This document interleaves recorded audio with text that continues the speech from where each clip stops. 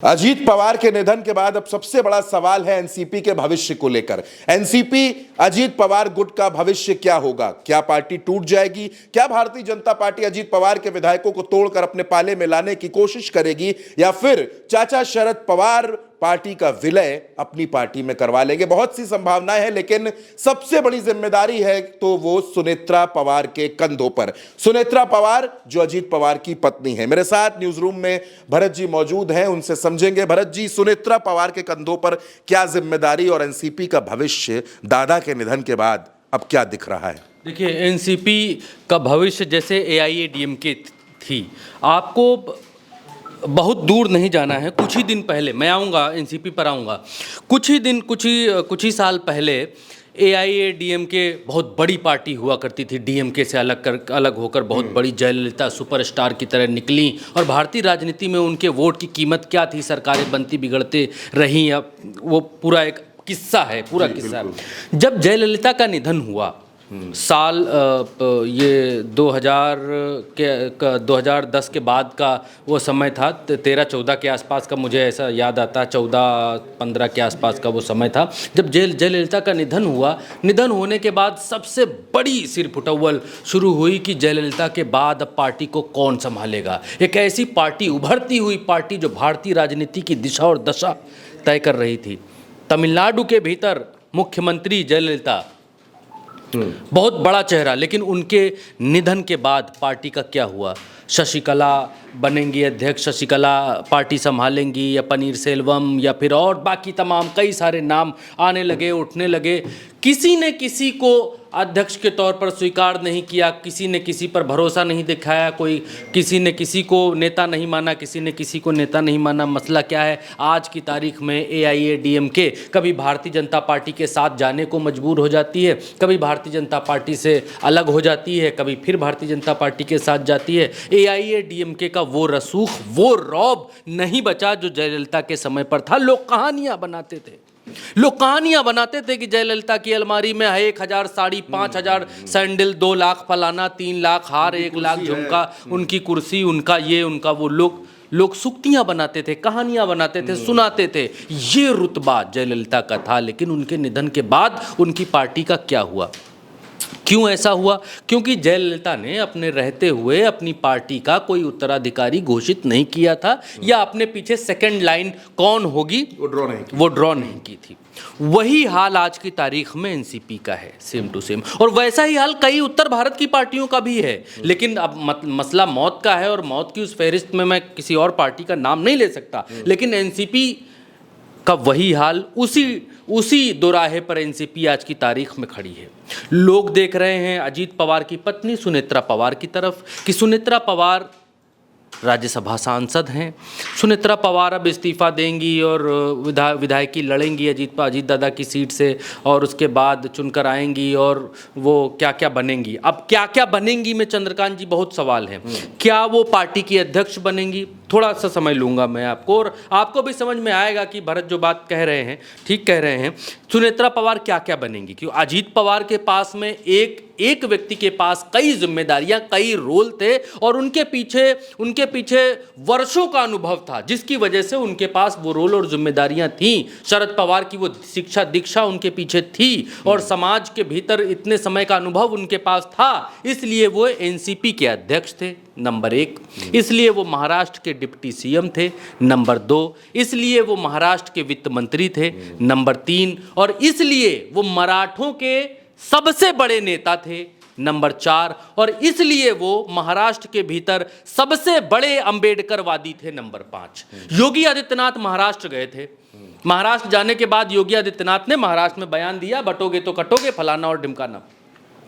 सबसे पहला व्यक्ति अजीत पवार वो व्यक्ति था जिस व्यक्ति ने इंटरव्यू में कहा कि ये नॉर्थ में चलता होगा, उत्तर भारत में चलता होगा, बटोगे तो कटोगे, ये बटोगे तो कटोगे यहाँ नहीं चलने वाला। और अजीत पवार ने कई इंटरव्यूज़ में ये बात कही कि मैंने भाजपा की मीटिंगों में कहा, मैंने हर जगह कहा, एक मंच पर मैंने प्रधानमंत्री से इस बात को कह दिया कि ये बटोगे तो कटोगे यहाँ चलने वाला नहीं है। अजीत पवार वो व्यक्ति थे जो इतने बड़े अम्बेडकरवादी थे। कई वीडियोज़ में आपने देखा होगा कि वो जा रहे हैं, लोग उनसे जय अम्बेडकर और जय भीम कर रहे हैं, और वो करते हुए जय भीम करते हुए जा रहे हैं। तो अजीत पवार इतने कद्दावर ने, वो अलग बात है कि अजीत पवार के ऊपर भ्रष्टाचार के आरोप लगे और भारतीय जनता पार्टी के साथ आए, वो सब अलग कहानी है। लेकिन अभी जो बात है वो बात ये है कि अजीत पवार की पार्टी का अब क्या। तो अजीत पवार के पास 5 किरदार थे, 5 किरदार थे। तो उन 5 किरदारों में सुनेत्रा, उनकी जो पत्नी है सुनेत्रा पवार, वो कितने किरदार निभा पाएंगे। उनके बेटे हैं पार्थ पवार, वो कितने किरदार निभा पाएंगे। प्रफुल्ल पटेल हैं, वो कितने किरदार निभा पाएंगे। और एक चेहरा और है छगन भुजबल, वो कितने किरदार निभा पाएंगे। तटकरे और बाकी लंबी फहरिस्त नीचे है, लेकिन फिर वो टॉप यही है। अब सुनेत्रा पवार, 1 मिनट और लूंगा आपका। सुनेत्रा पवार अगर डिप्टी सीएम बनती हैं, सुनेत्रा पवार अगर डिप्टी सीएम बनती हैं अजीत पवार की पार्टी को संभालने के लिए, तो क्या सुमित्रा पवार की नेतागिरी की छत्र छाया बाकी के जो सीनियर लीडर्स हैं, छगन भुजबल, प्रफुल्ल पटेल और बाकी जो नीचे हैं, क्या वो स्वीकार करेंगे। पहला सवाल। दूसरा सवाल, सुनेत्रा पवार, क्योंकि बजट पेश होने वाला है, क्या सुनेत्रा पवार वित्त मंत्रालय अपने पास रखेंगी। और जब तक बजट पेश होगा तब तक वित्त मंत्रालय किसके पास रहेगा। क्या भारतीय जनता पार्टी वित्त मंत्रालय अपने पास में लेकर एनसीपी को जड़ से काटने की शुरुआत यहीं से कर देगी। अगर भारतीय जनता पार्टी वित्त मंत्रालय अपने पास लेती है अजीत पवार के निधन के बाद बजट के समय तक, तो पूत के पाँव पालने में दिखने शुरू हो जाएंगे कि एनसीपी में अजीत पवार की राजनीति का अंत होते ही भारतीय जनता पार्टी को उनकी आवश्यकता, उनकी पार्टी की आवश्यकता नहीं रही। ये बातें तो बहुत दिनों से चल रही हैं कि अजीत पवार की आवश्यकता भारतीय जनता पार्टी को नहीं है। शिंदे और भारतीय जनता पार्टी अकेले मिलकर सरकार चलाने के लिए काफ़ी हैं। अजीत पवार ने बड़ी आसानी से ये पद भी ले लिया था, वो वीडियो बहुत वायरल था, आपने देखा होगा, जिसमें उन्होंने कहा कि शिंदे शपथ लेंगे कि नहीं लेंगे, लेकिन मैं तो लेने वाला हूँ, मैं तो डिप्टी सीएम बनने, 6 बार के डिप्टी सीएम बन लिए। अजीत पवार दिमाग के, राजनीति के बहुत शातिर खिलाड़ी थे। अजीत पवार को समय का इंतजार था जिस समय वो मजबूत होते। इस दफ़ा 41 विधायक उनके पास थे। खैर, मुद्दे पर वापस लौटेंगे। मुद्दा ये है कि सुनेत्रा पवार क्या संभाल पाएंगी। क्या सुनेत्रा पवार की छत्र छाया में बाकी लोग उनको अपने नेता मानेंगे। बहुत मुश्किल दिखाई देता है, बहुत मुश्किल। और अगर मानेंगे भी तो भारतीय जनता पार्टी वो पार्टी है जिसने शरद पवार जैसे चाणक्य की नाक के नीचे से उनकी पार्टी तोड़वा ली। क्या सुनेत्रा पवार भारतीय जनता पार्टी के साथ में रहकर अपनी पार्टी को बचा पाएंगी। बहुत मुश्किल दिखाई देता है, बहुत मुश्किल दिखाई देता है। तो अगर भारतीय जनता पार्टी बीच में नाक ना भी घुसाए तो भी पार्टी के बाकी लीडरान जो हैं वो क्या सुनेत्रा पवार को स्वीकार करेंगे। बहुत बड़े सवाल हैं। और उनके जो बेटे हैं पार्थ पवार, उनको अब एक चीज़ ये भी है कि खबरें ये आ रही हैं कि सुनेत्रा पवार चाहती हैं कि पार्थ पवार पार्टी को टेक ओवर करें और पार्थ पवार पार्टी को आगे लेकर के जाएं। एक तस्वीर मैं आपको दिखलाता हूं, क्योंकि सुनेत्रा पवार की भी उम्र हो रही है और सुनेत्रा पवार राजनीति में उतना ज़्यादा दक्ष नहीं है। उतना ज़्यादा अगर दक्ष होती तो अब तक वो दिख गया होता, लेकिन सुनेत्रा इतनी ज़्यादा राजनीति में दक्ष नहीं है। पिछली बार सुप्रिया सुले के खिलाफ चुनाव लड़ी थी, लगभग 1.5 लाख के अंतर से चंद्रकांत जी हार गई थी। महाराष्ट्र के भीतर बहुत सारी महिलाएं राजनीति में हैं जो बहुत मुखर हैं राजनीतिक तौर पर, चाहे प्रियंका चतुर्वेदी ले लीजिए, चाहे इनकी अपनी ननद सुप्रिया सुले को ले लीजिए, चाहे पंकजा मुंडे को ले लीजिए, चाहे और जो महिलाएं हैं उनको ले लीजिए। महाराष्ट्र में महिलाएं राजनीतिक तौर पर दक्ष हैं, लेकिन सुनेत्रा पवार कभी भी उस सूची में शामिल नहीं हो पाई आज तक कि सामने आकर राज्यसभा सांसद हैं, लेकिन बहुत कम लोगों ने आज तक सुनेत्रा पवार को राज्यसभा में मुखर होकर लड़ते हुए, बोलते हुए, मुद्दों को रखते हुए देखा होगा। तो ऐसी परिस्थिति में कि सुनेत्रा पवार अजीत पवार की उस विरासत को संभाल लेंगी, ये बड़ा मुश्किल दिखाई देता है।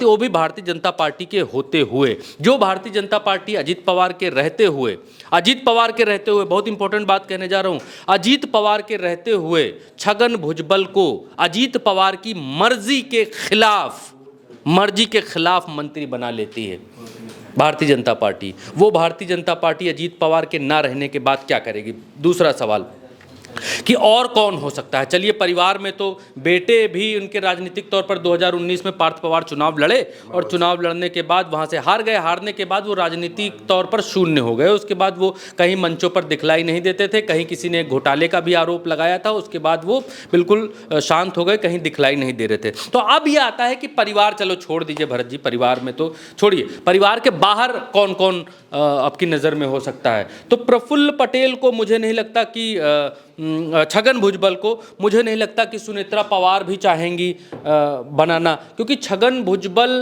इससे पहले शिवसेना में रह चुके हैं, मंत्री रह चुके हैं, कांग्रेस में रहे हैं। हाँ, और एक भ्रष्टाचार के आरोप में जेल चले गए थे। जेल से जब लौटे तो फिर इधर आ गए, इनके साथ आ गए, वो कहानी लंबी है। एक व्यक्ति और मुझे दिखलाई देते हैं, वो है प्रफुल्ल पटेल। प्रफुल्ल पटेल के ऊपर ज़्यादा भरोसा करते थे अजीत पवार। कैसे, वो भी मैं आपको बता देता हूं कैसे। प्रफुल्ल पटेल वो व्यक्ति हैं जिनके लिए नरेंद्र मोदी से अजीत पवार अड़ गए थे, अमित शाह से भी अजीत पवार अड़ गए थे। क्यों? प्रफुल्ल पटेल को चाहते थे अजीत पवार दिल्ली में केंद्रीय मंत्री बनाना, कैबिनेट मंत्री, केंद्र में मोदी की कैबिनेट में मंत्री बनाना चाहते थे कि प्रफुल्ल पटेल को वहां मंत्री बनाया जाए। दिल्ली से ये आया कि हम इनको कैबिनेट में नहीं रख सकते हैं, हमारे पास तो वैसे भी नायडू और फलाना बिहार वाले भाई साहब नीतीश कुमार फलाना इतने सारा मंत्री हो गया है, तो हम एक काम करते हैं, आपको तो डिप्टी सीएम वहाँ बना रहे हैं, इनको हम एक काम करते हैं कि इनको स्वतंत्र प्रभार का मंत्री यहाँ पर दिल्ली में बना देते हैं।